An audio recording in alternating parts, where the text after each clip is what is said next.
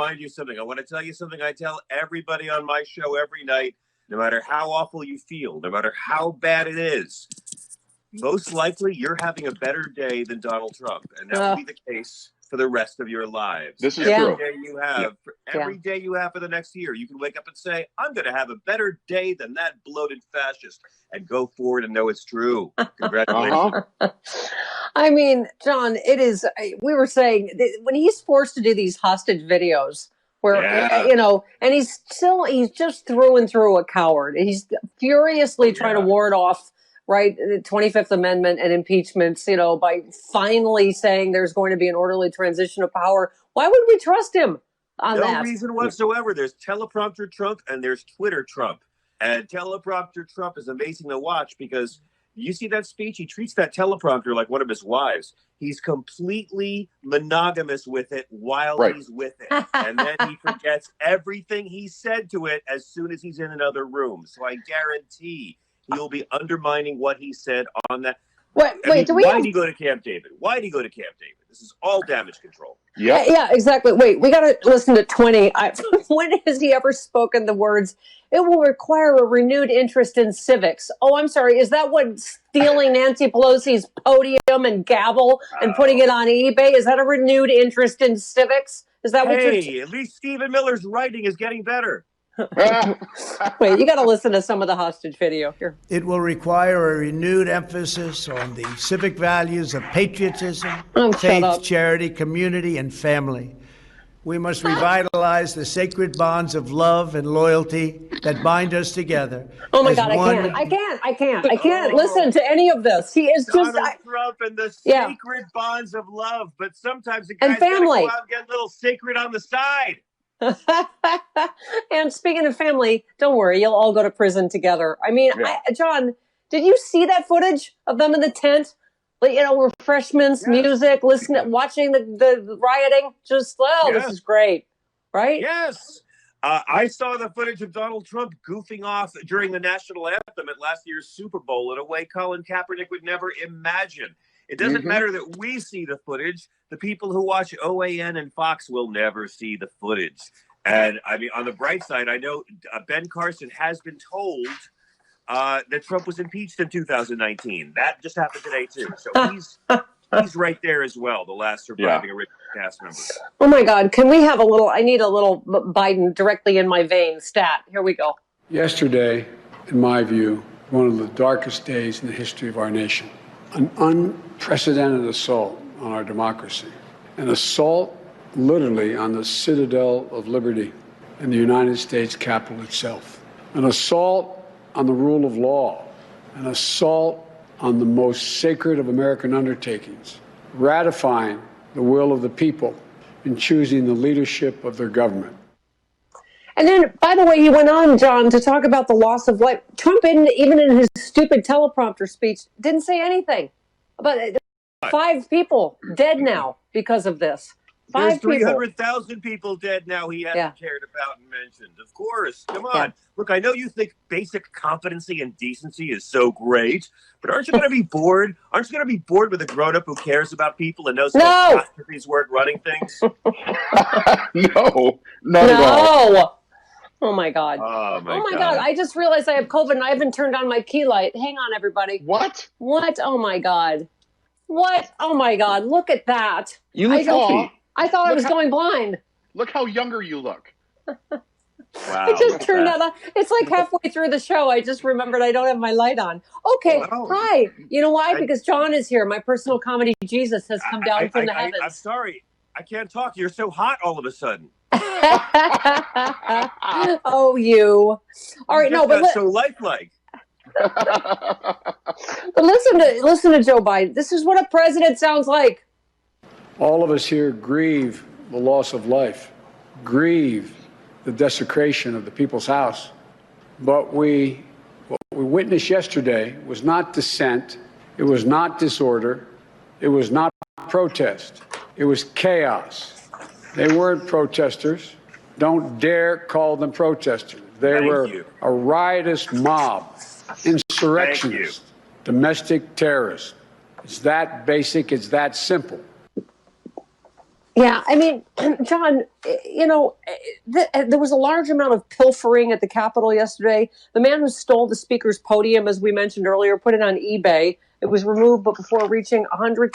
Remember him talking about, oh, you get 10 years in prison if you touch one of these Confederate statues. Oh yeah. I mean, well, yeah. those are Confederate statues, and let's remember we can't separate the white supremacy and racism from anything we saw at the Capitol on Wednesday. Donald Trump. We have to remember something. He just had, as one of his final humiliations, his first veto override.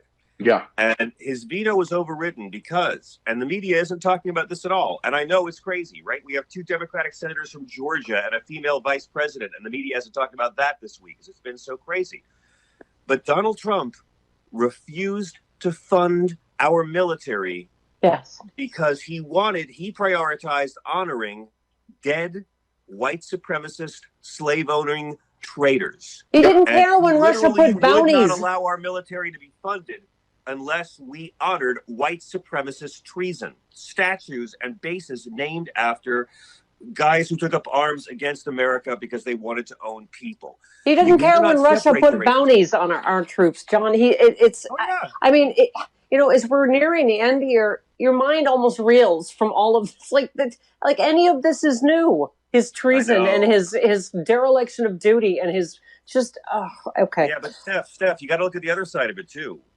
Betsy DeVos has resigned, and America already feels more educated. I mean, it's kind of incredible. Betsy's now just another failed dropout, lost in the system no one cares about. But I'm glad that it not just, whatever the media, but that, law enforcement are using the term sedition. Charges for sedition are on the table. All options are on the table, said acting U.S. Attorney Michael Sherwin. That includes charges of seditious conspiracy, rioting, insurrection. One person arrested had 11 Molotov cocktails ready to go. Department has 15 federal cases of connection that have federal firearm charges, theft, unlawful entry. I mean, the devices, John, at the RNC and the DNC were not harmless. They were bombs that could have. I mean, they were okay. It is just hard to underplay the seriousness of what happened yesterday. Well, sure. So on the one hand, it's going to be great to see all these clowns who Instagram themselves in our Capitol desecrating the people's house. It's going to be great seeing all of them get caught. I'm more concerned about the Cruzes and the Hawleys. And honestly, Ted Cruz at this point, he wasn't enough of a ghoul already. Allow me a Harry Potter reference. He's like one of those Slytherins who helped Voldemort blow up Hogwarts in the 7th book, and then the next day he just wants to come back to work like everything's normal. Yeah. I mean, what's going to happen for these traitors? What's going to happen besides Hawley losing a book deal? What are the Democrats going to do? Or is it going to be another one of these things that American Democrats are good at? Oh, well, what you did before didn't matter. Let's go forward trusting you, and maybe Lucy will hold the football in place for Charlie Brown this time. So, I need a lot of heads to roll. Joe Biden has 2 years to do scorched earth morality, FDR, executive order.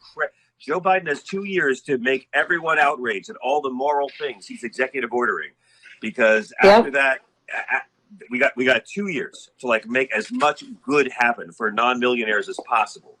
And that is what our focus has to be, even more than retribution. I want to see these guys all go down, but it's got to be about who can we help, not about the payback. If we spend all of our time not being happy until we see Trump in jail, we'll never be happy, and Trump shouldn't have that power over us. Oh, we can walk and chew gum at the same time, John. There is no, it's like Glenn Kirshner always tells us, there is no healing without justice. I mean, it's not revenge. It is not revenge. It is justice. It is precedent. Do we have 14?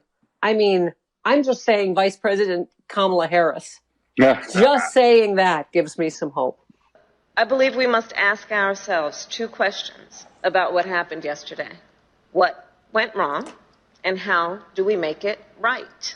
And I believe the answers require us to recognize that the challenge we're facing in our country is about more than the actions of the few we watched yesterday.